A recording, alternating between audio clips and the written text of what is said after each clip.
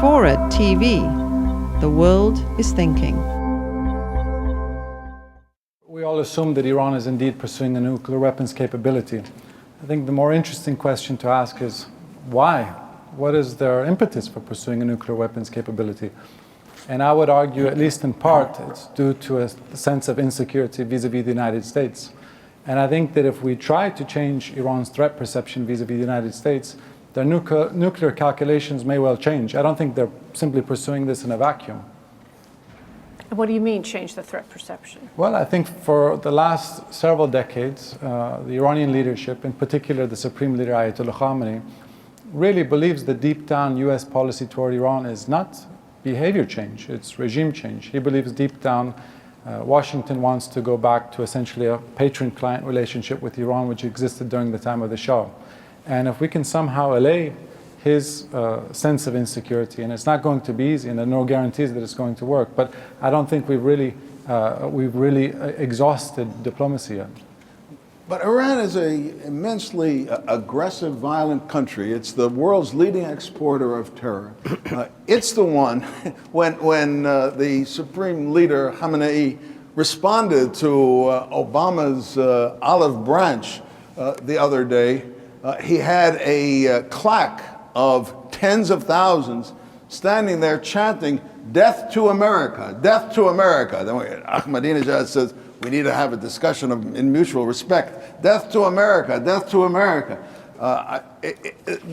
Every single one of these kind of regimes, talk about the communists, talk about the Nazis or the other fascists, they mix in their mind their own aggressive aims with some paranoia and fear. We know that Stalin was very paranoid, and Hitler was in some sense paranoid, and these dictators fantasized that people were surrounding them and out to get them. This was a projection of their own hostile aggression, and the same is true with these violent and hate-filled and very ambitious Iranians who speak constantly about their global revolution fueled by the blood of the martyrs, et cetera, et cetera. Don't you want regime change?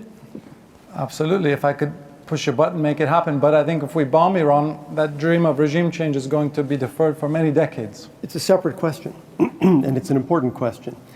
But it does remind me of the insecurity that people attributed to the Soviet Union.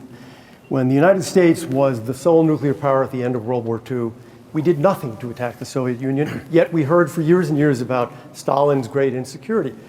We have had many opportunities to attack Iran, and we haven't done it because we do not have aggressive intentions with respect to Iran. We just want them to stop these many aggressive actions they're undertaking, the regime is undertaking. We have no quarrel with the people of Iran. But I mean, when I listened to you, it sounded to me like there's an endless series of abasements here that we have to undertake until Khamenei is finally persuaded we're nice guys. Well, let me put it to you like this. We're assuming here that Iran is in pursuit of this nuclear weapons because they want to dominate the Middle East.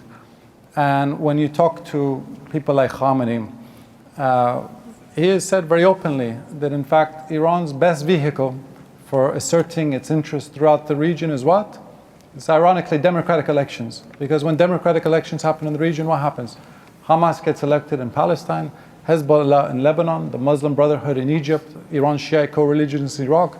So Iran feels that were there to be a referendum in every country in the region, it would produce political systems much more akin to Iran's than to Washington's. And the average person in the region is far more sympathetic to Tehran's worldview than Washington's. Unfortunately, I think he's right with the one exception of Iran. Iran would be the exception to that rule.